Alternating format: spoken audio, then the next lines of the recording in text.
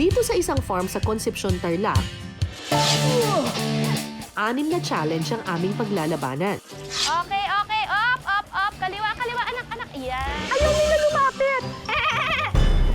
Ang bawat challenge may katumbas na mga puntos.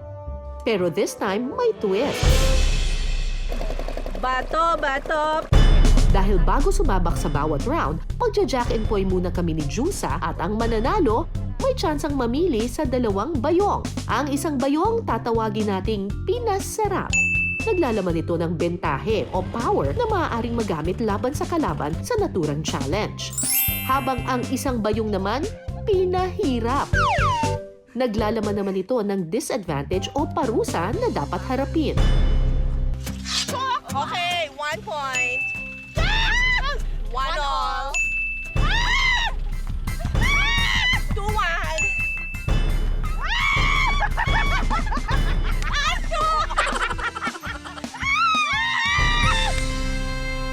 Okay, sa'yo ang pinasarap sa akin ng pinahirap. Mararanasan ko ring sumarap. Pinasarap, mayroon kang power na mag-switch ng isang sako mula sa kalaban pagkatapos ng challenge. Ay, so yung pinaghirapan mo. Yung pinaghirapan ko, kukunin mo. Mali- Ito, babasahin ko yung isa. Pinahirap, walang power. Ano yun? Hit nyo pa yon. Walang power. Okay. Okay, wala. Para sa unang round, bawal mga mote. Kailangan kasi ng lakas at bilis sa challenge na ito. Sa loob lang ng 15 minuto, magpaparamihan kami ng maha-harvest na kamote na dadalhin namin sa kabilang dulo gamit ang isang tractor. Ang round na ito, worth 2 points. Sa round 1, ako ang mauunang sumabak. So, ang strategy ko ay kailangan makadalawang sako ko para may pagpilian. Ang strategy ko, lagyan ng lupa para bumigat. Dahil may advantage si Joy, doble kayod tayo sa hamong ito. Bigat. Wala na. Baka hindi ko na tumabuhat. Alam ko na ang strategy ni Miss Cara. So alam ko na rin kung anong sako ang kukunin ko.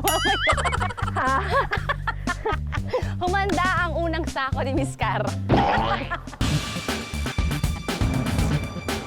Si Joy, competitive talaga. Mukhang naghahanda na. Kailangan ko na mag-jumping jacks din para ma-exercise na ako at makuha ko na po yung adrenaline na kailangan ko.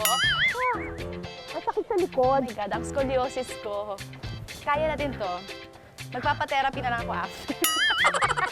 Para ho akong Panginoong may lupa dito. Miss Cara, marami pong naiiwan. Tinitira ko yan sa'yo. Napakabuti ng kanyang puso, mga kapuso. Titirhan daw po ako ni Miss Cara ng mga i-harvest ko later. Pero hindi naman na niya kailangan gawin yan kasi yung mga na-harvest niya po yung kukunin ko.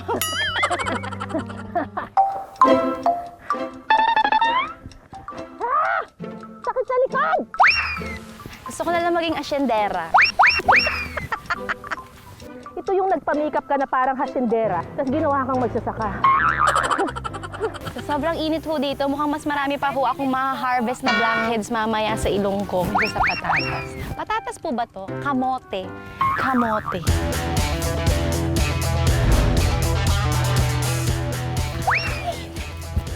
Malapit na sa dulo si Miss Cara.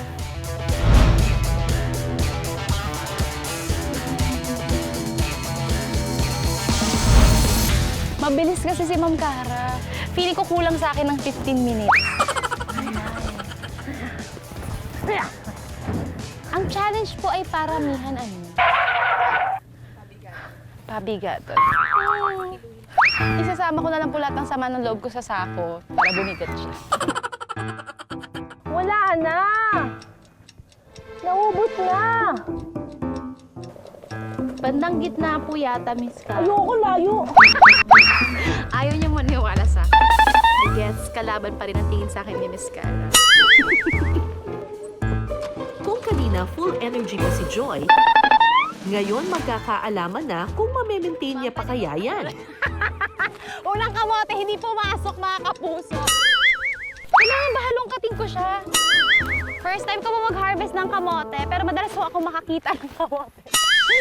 Sabi kanina ho nung nandito sa farm, pag mga bubot, hindi na daw ho nila isinasama. Pero kunin mo na rin. Pero isinasama ko ho, ano naman itong mga to? pampabigat.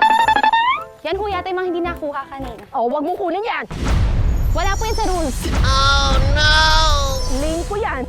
O sige, bungkalin mo hanggang 6 feet. Sino kaya ang pwede natin ilagay sa 6 feet? Comment down below. Aba, ang ating Jusa, matyagang sinusuyod ang lupa. Bale, ang team song ho ng buhay ko ngayon ay magtanim ay bibiro. Mga bubot ho ng kamote, nilalanggap siya. Ibig sabihin, matamis ho ang kamote nila dito sa Concepcion Tarlac. Matamis din ho yung mga sandali kanina nung hindi pa po ako yung nag-harvest. Pero ngayon po, nararamdaman ko na ang pait ng buhay. Tagal pa, I can manage. Hindi ko alam kung kaya ko pati. Buhati. Baka hindi mo na yan mabuhat. Miss Cara, malaki ho ang respeto ko sa inyo. At lagi ho ako naniniwala sa mga balitang ipinapakalat nyo. Pero ngayon, hindi po ako maniniwala. Isa ho kayong kalaban. Positive? Ngayon ko po masusubukan ng kredibilidad ng isang Miss Cara David. I'm just here to help.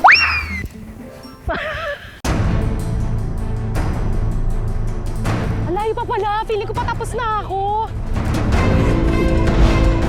Dahil alam kong hindi ako magaling magbuhat, dadalhin ko na siya. Hanggang dyan lang. Babalik ko ako later. Alam mo ang lakas! Wala tatlong hakbang lang! Bakit gano'n pa kala ng lupa? Wala ng kamote. Chika na, chika! Trabaho! Sorry po. Nagagalit ang Panginoong may lupa. Magtrabaho ka! Marimar! Charot, Marimar. Di ba sa dagat po siya? Kasi di ba may eksena sa Marimar yung pinapakain siya ng lupa? Ay talaga? Oo, meron doon. Huwag niyo po akong tawagin Marimar. Alam ko na, may strategy siya para pag last 10 minutes, malapit na siya dun sa traktora. Konti na lang yung bubuhatin niya. Hindi ako yung nag-isip niyan, pero thank you po sa idea. Hindi ko po naisip yan. Salamat po, Ma'am Cara. Huwag natin masyadong punuin. Ito yung kay Miss Cara. Pero may 2 points ka po dito. Hala, ang bigat! Nailagay ko na po ang kay Miss Cara. Takbo! Takbo! Wow, parang kasi Venus Run. Points pa rin. Kakalad ka rin na lang ho natin siya. Ang dami mo hindi nakuha. Ano ka ba? Babalikan ko ho yan. Ah!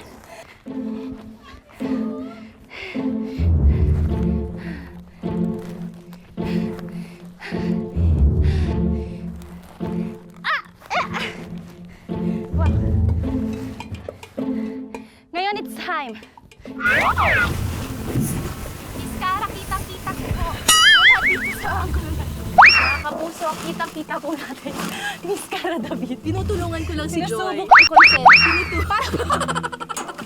Para lang ko ito. Okay. Okay na po. Ito-drive ko na ho. Pati na ako marunong mag-drive. Ako, Joy, bawal ang kamote driver. Sino kaya ang unang makakapunto sa amin ni Joy? Magkakaalaman mamaya.